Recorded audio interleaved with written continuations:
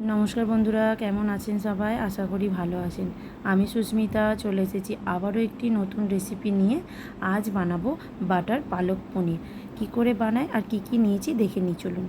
এখানে নিয়েছি জিরে গুঁড়ো, ধনে গুঁড়ো, লঙ্কা গুঁড়ো, হলুদ গুঁড়ো, লবণ, টক দই, কাজু কিশমিশ, আধখানা টমেটো, কিছুটা আদা, কাঁচা লঙ্কা আর চিনি। এখানে কিছুটা পরিমাণ পনির নিয়েছি, কেটে রেখে দিয়েছি। এখানে নিয়েছি ঘি, বাটার, গোটা জিরে, গোটা লঙ্কা আর অল্প একটু তেল। এখানে নিয়েছি আমি কিছুটা পরিমাণ খোয়া ক্ষীর। এখানে পালং শাক আর ধনে পাতা আমি ধুয়ে পরিষ্কার করে রেখে দিয়েছি। গ্যাসের ওভেনের মধ্যে আমি কড়াই বসিয়ে দিয়েছি। দিয়ে দিচ্ছি জল, দিয়ে দিচ্ছি হাফ চামচ লবণ। এবার পালং শাকগুলো ওই জলের মধ্যে দিয়ে একটু ভাপিয়ে নেব। পালং শাক আর ধনে পাতা দুটোই দিয়ে দেব, দিয়ে একটুখানি 5 মিনিটের মতো হালকা করে ভাপিয়ে নেব।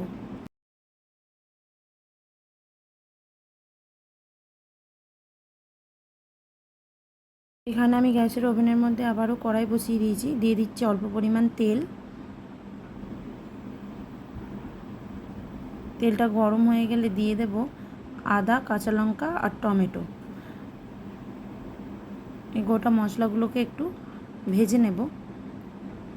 পালং শাকটা সেদ্ধ হয়ে গেছে, এবার নামিয়ে নেব। জল ঝেড়ে রেখে দিয়েছি। এবার এখানে আদা, কাঁচা লঙ্কা আর টমেটো একটু ভালো করে ভাজা হয়ে গেছে। এর মধ্যে দিয়ে দেবো কাজু কিশমিশ।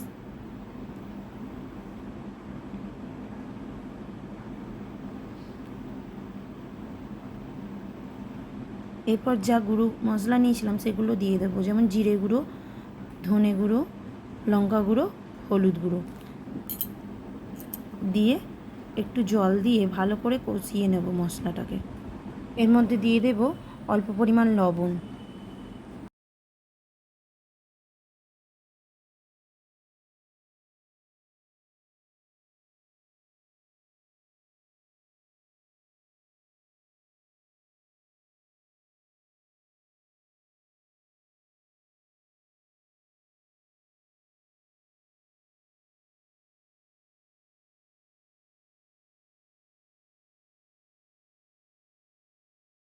মশলাটা আমার ভাজা হয়ে গেছে, তো এবার আমি এটাকে ঠান্ডা করতে দেব।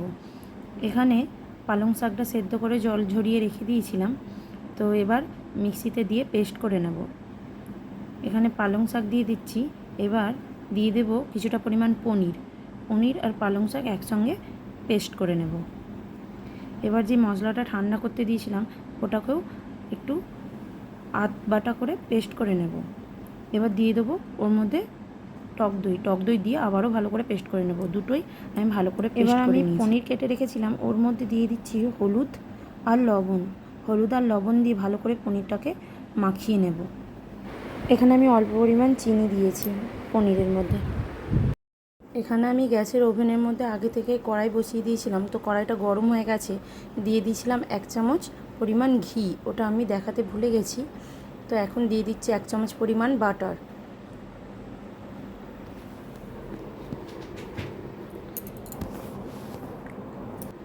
বাটার আর ঘিটা গরম হয়ে গেছে, এর মধ্যে দিয়ে দেবো লবণ হলুদ মাখানো পনিরগুলো দিয়ে ভালো করে লাল লাল করে ভেজে নেব।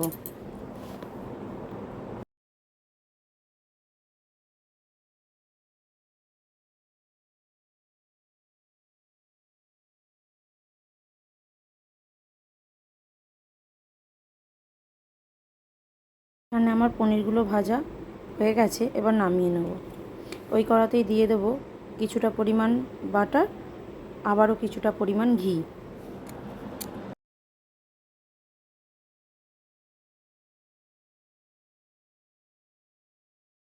ঘি আর বাটারটা ভালোভাবে গরম হয়ে গেছে। দিয়ে দিচ্ছি ফোড়নে 2টো শুকনো লঙ্কা, গোটা গরম মশলা আর গোটা জিরে।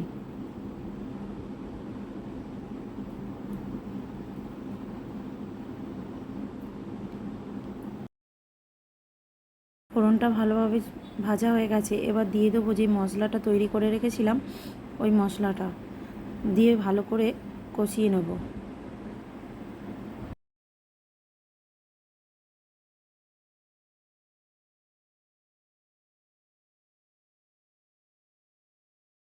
এর মধ্যে আমি দিয়ে দিয়েছি অল্প পরিমাণ লবণ আর অল্প পরিমাণ চিনি।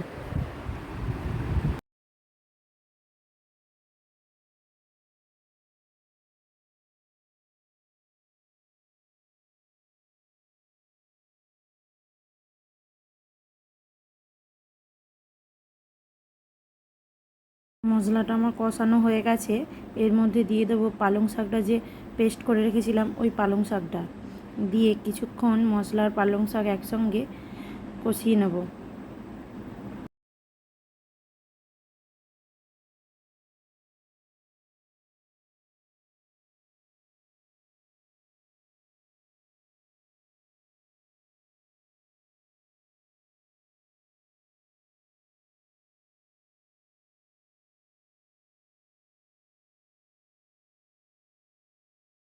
মশলাটা আর পালং শাকটা কিছুক্ষণ কষিয়ে নিয়েছি।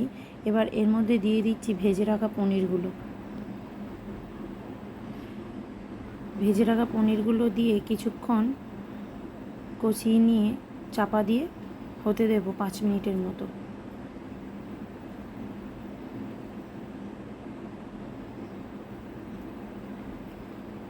তো 5 মিনিট হয়ে গেছে, পালং পনির হয়ে এসেছে।